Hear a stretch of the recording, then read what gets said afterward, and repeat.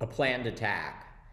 Pennsylvania's Jewish governor and his family forced to flee the governor's mansion after an arson attack just hours after celebrating Passover.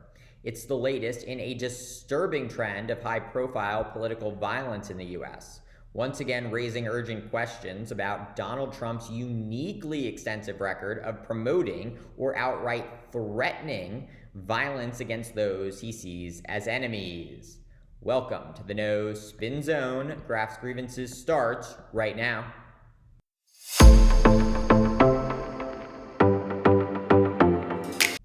Authorities have arrested and charged a man who they say broke into Pennsylvania Governor Josh Shapiro's residence early Sunday morning and started a fire while the governor and his family were asleep inside. The arson took place just hours after Shapiro, one of the country's most prominent Jewish elected officials, hosted a Passover Seder in the state dining room surrounded by family and members of the local Jewish community.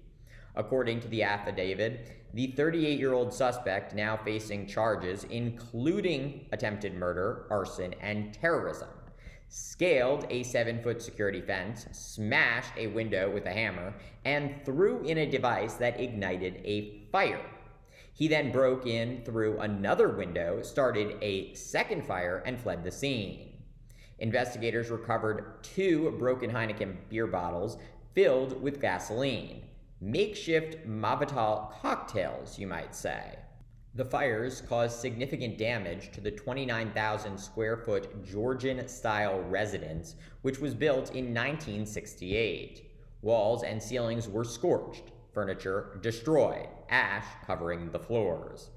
Thankfully, and that word really matters here, no one was injured, due in part to a state trooper who quickly woke the Shapiro family around 2 a.m. and got them to safety while firefighters battled the flames.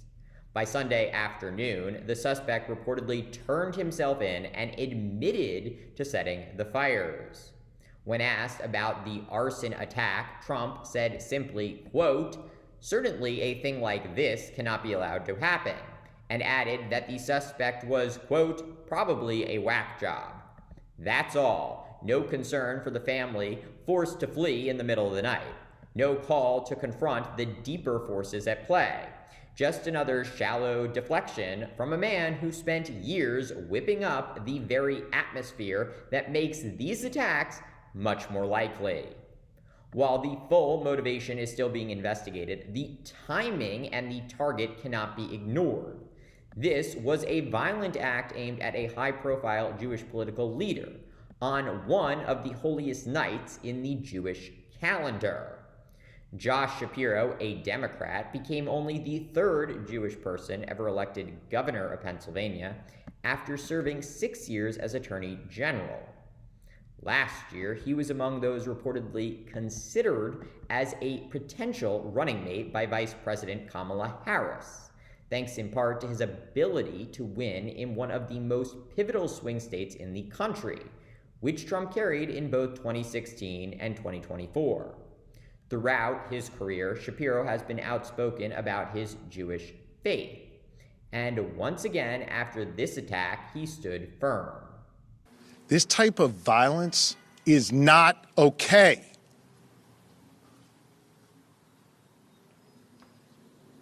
This kind of violence is becoming far too common in our society.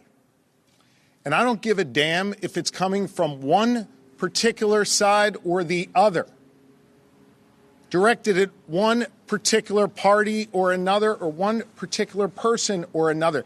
It is not okay. And it has to stop. We have to be better than this. And we have a responsibility to all be better.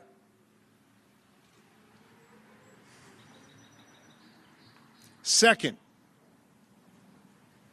if this individual was trying to deter me from doing my job as your governor, rest assured I will find a way to work even harder than I was just yesterday for the good people of Pennsylvania.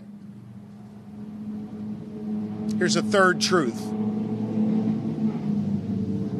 If he was trying to terrorize our family, our friends, the Jewish community who joined us for a Passover Seder in that room last night,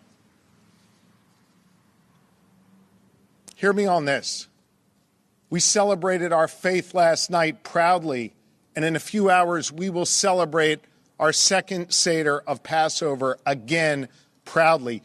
No one will deter me or my family or any Pennsylvanian from celebrating their faith openly and proudly. In a forceful statement to reporters, he condemned the violence, called on the public to rise above the hate, and made it clear he will not be intimidated. He will continue to celebrate his identity proudly and publicly. This clarity, this courage, it's part of why many now see him as a serious contender for the 2028 Democratic presidential nomination. But before we get ahead of ourselves, real questions need to be answered now. How is it possible that the governor's mansion in the fifth most populous state in America was so poorly guarded? Given Shapiro's high profile and the anti-Semitic hate directed at him over the years, this kind of security failure is absolutely unacceptable. And I sincerely hope that Trump's FBI and the Justice Department conduct a nonpartisan, transparent investigation into how this happened and how we can prevent it from happening again. As Governor Shapiro said himself, political violence is becoming far too common in America. We've seen elected officials across the country facing a rising tide of threats and real-world attacks on both sides of the aisle. Just look at the last few years. 2 assassination attempts on Trump, a foiled plot to kidnap Michigan Governor Gretchen Whitmer in 2023. That same year, a home invasion and brutal assault of Paul Pelosi, husband of former Speaker of the House Nancy Pelosi. Just last week, a man in California pleaded guilty to trying to assassinate Supreme Court Justice Brett Kavanaugh in 2022, when he was arrested near Kavanaugh's home with a gun, a knife, and other weapons. And get this, on the same day as the Shapiro attack, a Wisconsin teenager was charged with killing his mother and stepfather as part of what authorities believe was a plot to kill President Trump and overthrow the government. What the heck is happening? This isn't normal. It's not sustainable, and it's certainly not how people in a civilized society resolve political differences. And yet, despite all of that, Trump stands apart, with a record of inciting, threatening, or glorifying political violence that is unmatched in modern American history. He's called for hecklers to be roughed up, protesters to be punched in the face. He said looters should be shot. He wanted the military to dominate protesters. He pardoned and praised violent rioters who attacked the Capitol on January 6th. He suggested jailing journalists, called for the execution of former chairman of the Joint Chiefs of Staff, General Mark Milley. And he has repeatedly labeled immigrants as poison to the blood of the nation. Trump has said there would be a bloodbath if he wasn't elected in 2024. He's referred to his political opponents as vermin and even called Nancy Pelosi sick and evil. And yes, rhetoric on the left can be aggressive too, but no one in modern U.S. politics on the left or the right has come anywhere near to this kind of consistent, violent, authoritarian messaging. What happened at Governor Shapiro's home is more than an isolated act of violence. It's a reflection of a country grappling with radicalization and a political leader who uses fear as fuel.